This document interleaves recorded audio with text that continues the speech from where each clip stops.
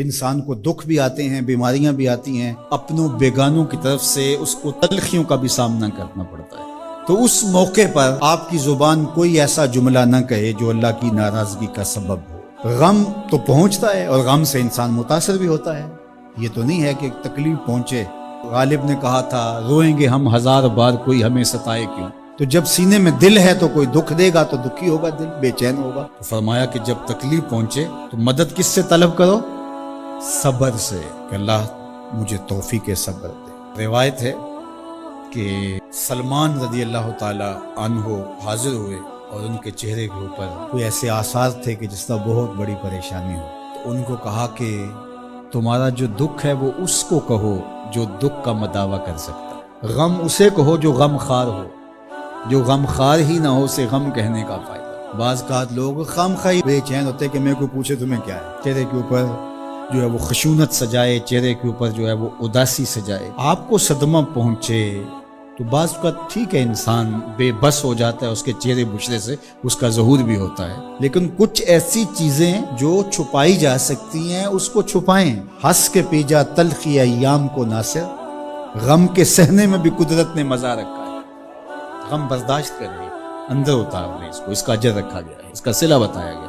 تو ہر چھوٹی چھوٹی بات کو لوگوں سے شیئر کرنا یہ نہیں ٹھیک ہے، کبھی آپ کوئی ایسی بات ہو آپ کر بھی سکتے ہیں، لیکن ہر وقت جو ہے وہ اکتائے ہوئے رہنا اور میں پریشان ہوں، میں پریشان ہوں، میں دکھی ہوں، میں دکھی ہوں، تو کیا وہ دکھ ختم ہو جائے گا؟ لوگ مہندی سجائیں گے تیرے لہو سے، لوگ مہندی سجائیں گے تیرے لہو سے، زخم دل کے نہ دکھاؤ کسی کو۔ لوگ تو اس سے طرح مذاق بھی اڑائیں گے، اور جب تم ہنستے ہو تو زمانہ تمہارے ساتھ ہنستا ہے، اور جب تم روتے ہو تو زمانہ تمہارے ساتھ نہیں روتا۔ اس لیے یہ آنسو بڑے قیمتی ہیں، وہی بہاؤ جہاں شان کریمی موتی سمجھ کے چن لے۔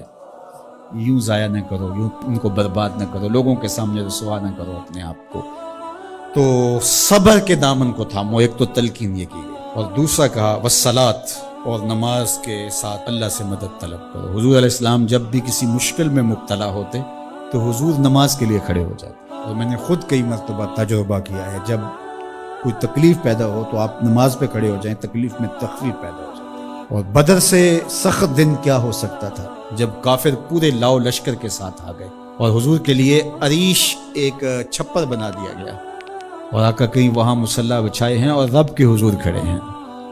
مشکل کے وقت جب کوئی سبب نہ رہے تو اس کے حضور آ جاؤ، وہ تمہاری ضرورتوں کا کفیل ہے۔ وَإِنَّهَا لَكَبِيرَةٌ إِلَّا عَلَى الْخَاشِعِينَ، اور یہ بہت بھاری ہے نماز پڑھنا اور صبر کرنا، لیکن جو اللہ کا خوف سینے میں پالنے والے لوگ ہیں، رکھنے والے لوگ ہیں، ان کے لیے مشکل ہے۔ بچے کو صبح اٹھائیں آپ نماز کے لیے تو وہ اٹھتا ہی نہیں ہے، بار بار کہہ کے اس کو اٹھانا پڑتا ہے، اور اس نے سوات کی سیر کے لیے جانا ہو اور دوستوں کو ٹائم دیا ہو، تہجد کے وقت ہی تیار ہو کر بیٹھ جاتا ہے۔ اس کا مطلب ہے کہ اس کو نماز کا شوق نہیں ہے، اس کا شوق تھا، جس کا شوق تھا اس کے لیے اٹھنا بھاری نہ ہوا۔ میرے والد گرامی سے کسی نے کہا جی جاگ نہیں آتی، تو فرمانے لگے صبح منڈی جانا ہو تو جاگ آ جاتی ہے، کچہریوں میں تاریخ ہو تو یاد آ جاتی ہے۔ منڈی جانا یہ تمہاری بدنی ضرورت ہے، بچوں کے پالنے کے لیے، اپنی ضرورت کے لیے۔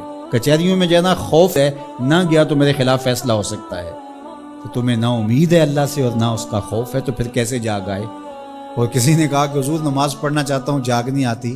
اللہ اکبر، کہنے لگے ارادہ اگر پکا ہو تو نیند نہیں آتی، بار بار اٹھ کر ٹائم دیکھتے ہیں وقت تو نہ گزر جائے۔